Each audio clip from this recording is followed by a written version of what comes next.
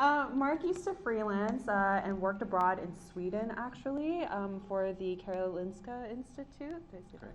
Yes. He is currently now a Creative Innovations Associate at In Vivo Communications, and he's going to talk about growing a patient education project, which is an expansion of his original MRP, transplants.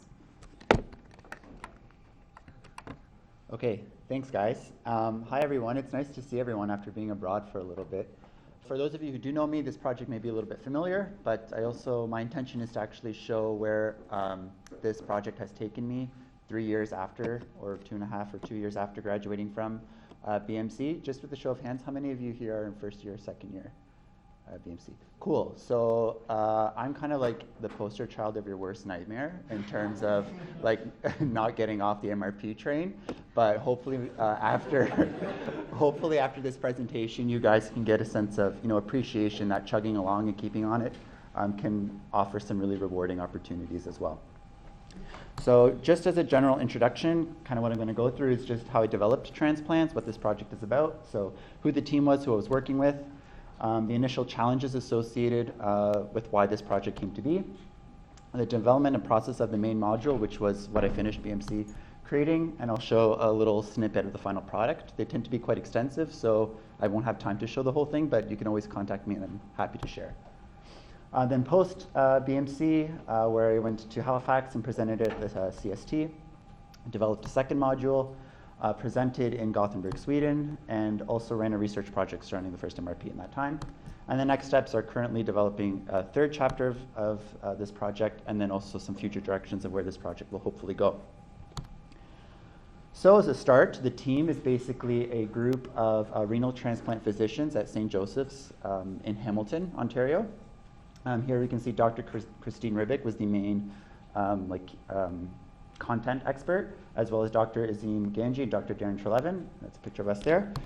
And also with members from BMC that many of you guys probably know, Nicholas Woolridge and Dr. Shelley Wall. So together we've been working on developing a patient education program targeting renal transplant patients who are entering a renal transplant clinic.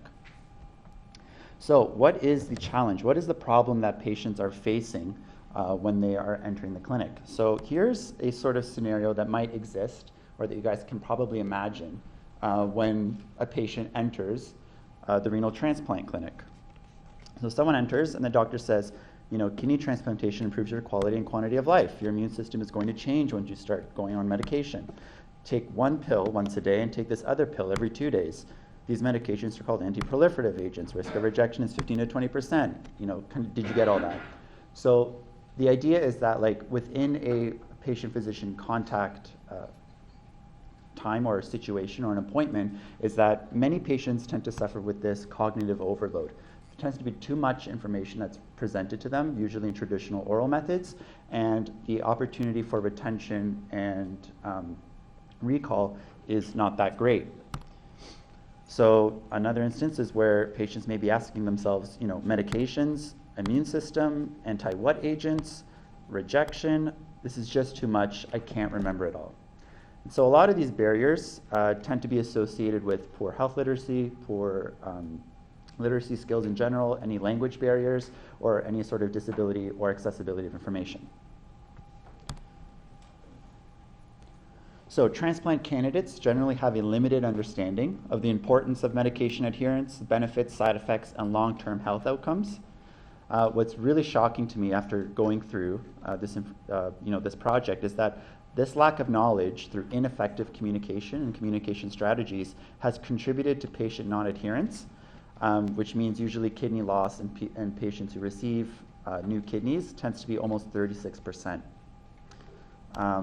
This is attributed to inadequate patient health literacy. So a lot of patients are entering, they're being bombarded with information, they're failing to understand the fundamentals around transplant immunology and how they need to take medications and how their healthcare regimen is going to change, and can have seriously devastating effects in terms of losing their kidney or having different prescriptive or prescription medications, et cetera, et cetera.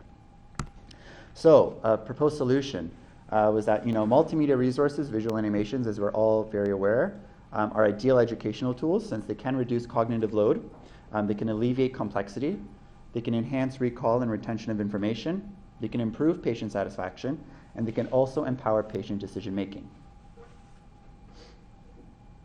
So the idea behind this was that this was really kind of throwing education back into the patient's hands instead of kind of being a one-way street. And the idea was that using this kind of new tool in the clinical space would help patients tackle problems around cognitive load or around retention and recall. So I've been mentioning a lot of these traditional or like oral standards of communication in transplant education. So currently, the current language surrounding transplant education tends to be, quite dramatic.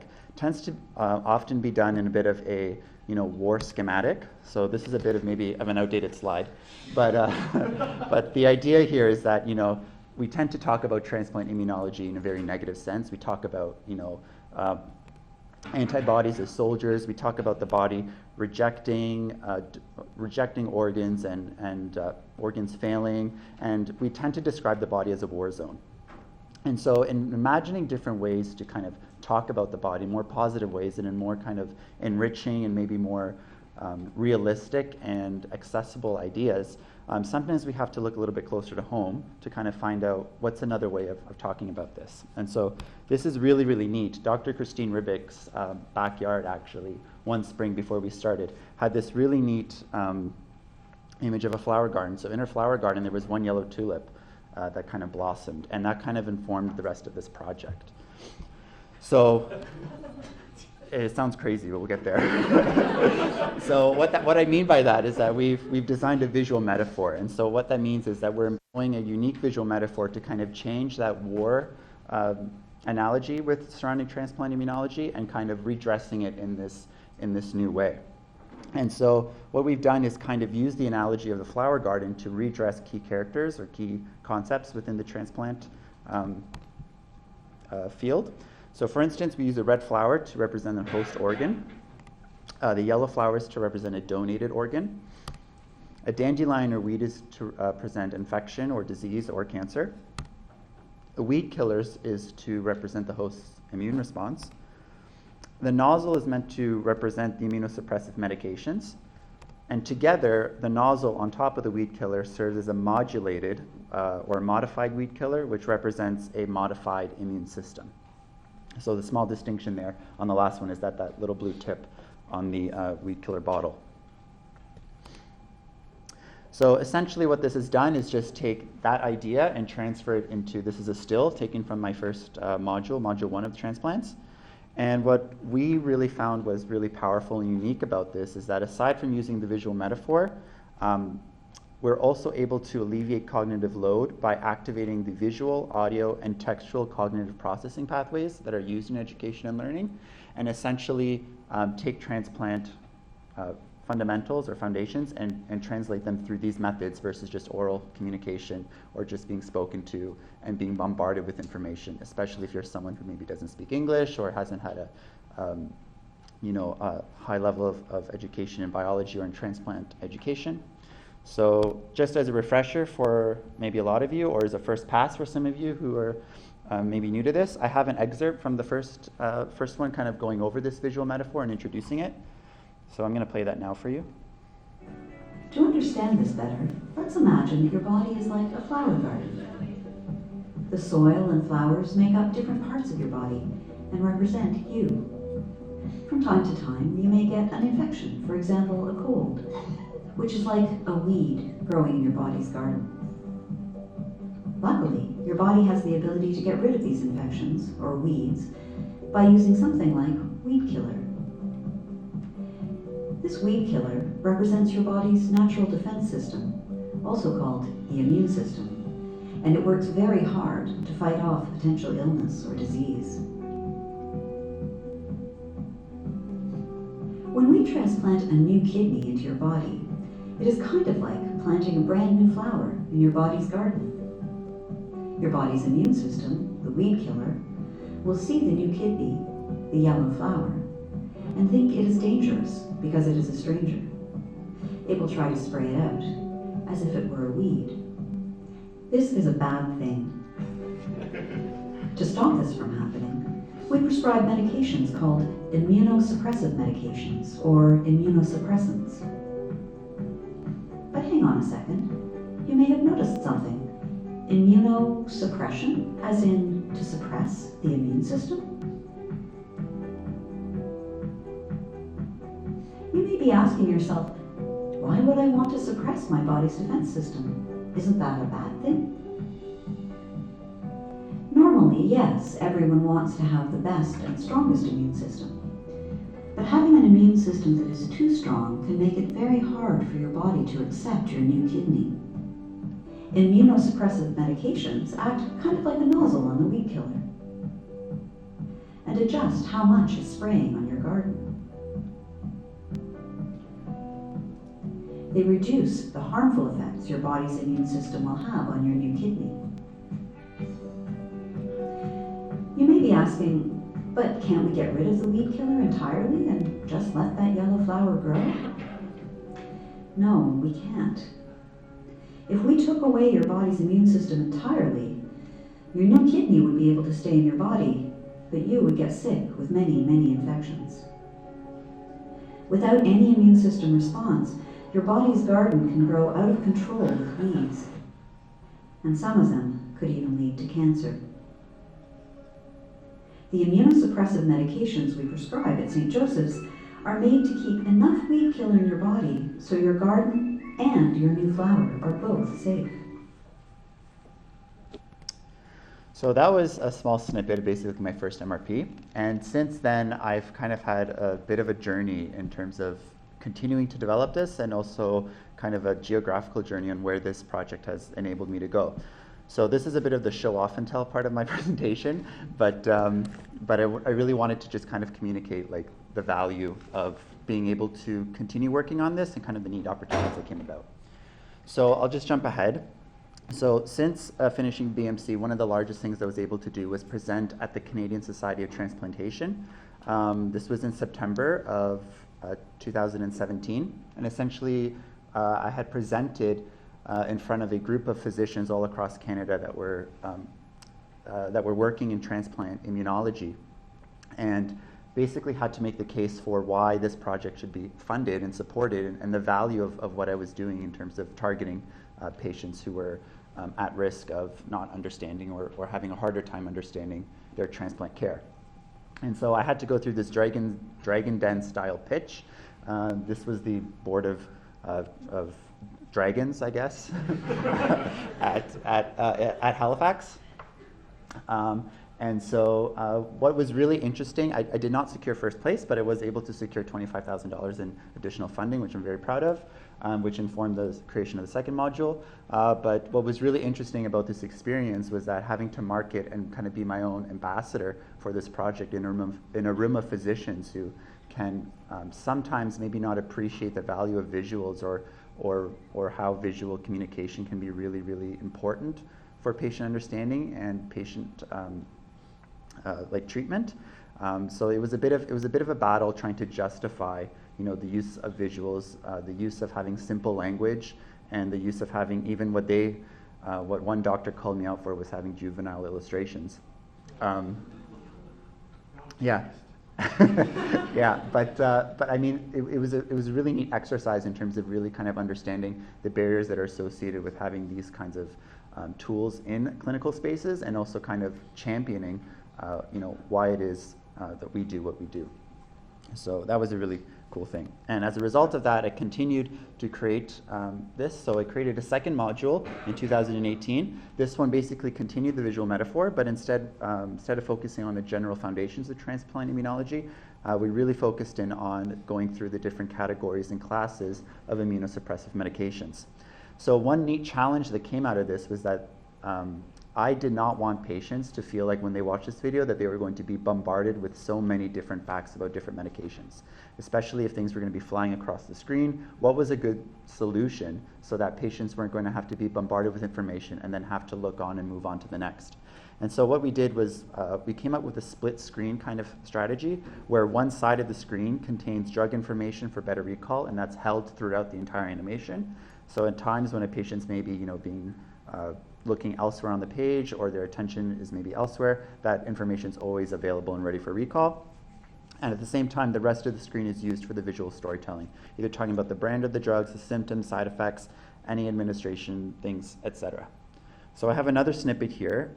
This video ended up being almost 10 minutes long just because of the depth of information. So I don't have the full thing here, but I can play just under half of it, just so you guys get an idea of kind of what the next step is. Second immunosuppressant medication you will need to take is either Myfortic or Cellcept. This medication is taken twice a day. Some people find Myfortic or Cellcept difficult to take at the beginning because of side effects like stomach pain, nausea, and diarrhea. Luckily, there are other alternatives to try if these become a problem for you. Myfortic or Cellcept can cause birth defects, so if you're considering becoming pregnant, please speak with your doctor first. If you take iron or calcium supplements, take them at least 2 hours from the times you take your Myfortic or Cellcept. Your healthcare team will talk to you about how to best take these medications. The third immunosuppressant you will need to take is prednisone. This is taken once a day. Prednisone side effects include upset stomach, bruising, acne, mood changes, difficulty sleeping, and an increased appetite. It may also increase your risk of cataracts, diabetes, thinning of bones, and in very rare cases, damage to the hip bones. You may also find that your face appears rounder and fuller. Your prednisone dose will be high right after transplant, but your healthcare team will decrease the dose shortly afterward. Aside from your immunosuppressant medications, your doctor will also prescribe antibiotics and antiviral medications that decrease your risk of infection. The first of these medications is Septra. Depending on your kidney function, your doctor may prescribe Septra daily or 3 times a week. This medication lowers your risk of developing a serious type of pneumonia called PJP. Septra has few side effects and is usually easily tolerated, but it may make your skin more sensitive to the sun, so it is very important to wear sunscreen and avoid direct sunlight. The last medication you may be prescribed is valganciclovir. Your doctor may prescribe this medication if you are at a higher risk of getting sick with a virus called cytomegalovirus, or CMV. Typically, you'll be on this medication for 6 months after transplant. You can see that there are a lot of medications to take and lots to learn about them once you've received your new kidney. You may be feeling overwhelmed with all of this information. We understand that it's a lot to take in all at once. But don't worry. The good news is that lots of people can tolerate these medications very well, and that with time and focus, you can enjoy a better quality of life with your new kidney. It's committing to taking your medications, getting your blood tested regularly, and coming to your appointments. Remember, taking these medications exactly as prescribed is necessary to building the nozzle that will best balance your body's weed killer. If you forget to take your medications, This is an old draft, clearly. if you miss your doses of medication. You and your transplant healthcare team at St. Joseph's will work hard to find the perfect balance that keeps you and your kidney healthy. So sorry about that. I realized I uploaded like an older draft of that, but you get the idea basically of that. So as soon as I was finished, I went off to work at the Karolinska Institute in Sweden, and a really unique opportunity from that was after about 3 weeks of just landing in Sweden, the National Kidney Foundation of Sweden, called Njurförbundet, contacted me because I had been talking about this project at the medical university there, and they invited me to come out to the west coast, which is on the other side of the country, the north side of, on the north, just north of Gothenburg. Njurförbundet, which is the National Kidney Association, basically has a lot of strategies for patient education and for patient wellness. So they have a family week every summer in July where they basically invite all families, children and families of children who've been affected by kidney disease or renal transplantation. And they basically have a week of fun, but they also have some educational opportunities there. So that's some picture of the area. These are pictures I took while I was there, just an idea of just how stunning the landscape was. And this is also taken around 10 p.m., so the sun does not set, which was really kind of bizarre. So this is the area where it was. And so essentially I had the opportunity to present this project to children and families of children affected by kidney disease and kidney transplantation, and kind of network with a lot of science journalists. I had a 3-hour drive back to Gothenburg with a kidney transplant physician working in Stockholm at the time, and was able to discuss this, and just had a lot of contact opportunity with a lot of major and key players, even in a foreign country, as a result of this. And I thought that was really, really neat. So I think probably one of the most useful or beneficial things that have come out of this, though, is that we were able to actually run a little bit of a research study at St. Joseph's while I was abroad in Sweden. So basically, we did kind of a very small, very simple project where we took 2 cohorts of participants who are entering the kidney clinic. Cohort A was just subjected to standard practice, and Cohort B was subjected to standard practice along with exposure to the education animation module. Specifically Module 2, so just the little excerpt on immunosuppressive medications was the one that we focused on primarily, just to see if actual information in terms of how many times medication should be taken, the symptoms associated, et cetera, if patients had a better recall. So we provided knowledge assessment and satisfaction surveys. So we both tested knowledge to see how well patients were able to recall the information and how well they scored, as well as their satisfaction with the animation in terms of the quality. Did they find it appropriate? Were they engaged with it, et cetera? So these are just some random data plots from the report that we generated, but essentially the main key findings were that patients answered questions regarding to the medication regime and adherence and side effects, and they scored approximately 35% correct in Cohort A versus 58% in Cohort B. So the biggest finding was that there was a 23% increase in the overall knowledge in patients who were exposed to the education animation module. So it did show that we had quite significant success in patients who were actually exposed to kind of additional stimulus regarding their transplant care. So as a result of that, the next steps was we were able to secure further funding to create a 3rd module, and that is currently in development. I'm currently working on that in my free time when I'm not in vivo. So right now, Module 3 is focusing on living and deceased donor options. Just as a quick bit of information is that there's a variety of different transplant lists that are available to transplant candidates, depending on if you want a deceased or a living donor. While living donors are preferred, deceased donors tend to have 2, 3, or 4 other lists, depending on your medical history or the criteria for your kidney transplant care. So communicating that while continuing the use of the visual metaphor, again having these kind of living flowers that can be donated from people's own gardens versus having a deceased donor, which is maybe a flower that you bring into your own garden from a store. So you can see that this kind of idea of this flower garden is being stretched further to encompass other areas of transplant care. And so right now, Module 3 is the kind of step where I'm at now, but we would like to kind of extend this on into doing a 4th and actually a 5th module.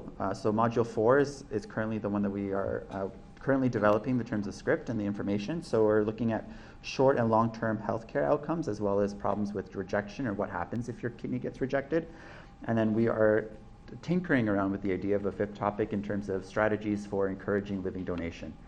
So living donors are the best donors to get for kidney transplantation, but they can be really, really hard to open up that conversation with people, especially if it's loved ones or even strangers, et cetera. So that's on the horizon. And then after that, what we'd really like to do is that is to kind of maybe make this as an available package to transplant centers, whether in Ontario or across nationally. And the idea here is that these can be actually customizable and customized to different transplant centers or to different organ donation areas. So while most of this project has been focused on renal information and kind of renal idea, the transplant analogy, or the garden analogy for transplantation doesn't just stop at the renal sector, so it can actually incorporate other things like lung transplants, heart transplants, and liver transplants. And the idea is that maybe potentially we can kind of change the language that's being used around transplant education, moving from really war zone kind of ideas and aggressive language to more things that are more accessible. Everyone understands a flower garden, how a flower garden works, and so we'll see what comes next. And with that, just wanted to say thank you very much, and I can take any questions.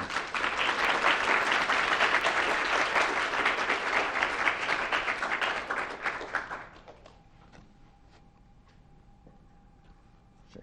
I love how you were able to do a bit of a research study on the education materials. Were you able to follow cohort B so that you could actually see a change in treatment adherence? Yeah, so the current thing that we did was that we could not assess over 6 months. The reason why is because the research coordinators that we had at the time were on a time limit in terms of their hiring. So right now, this was only done immediately after clinic exposure or immediately at the clinic.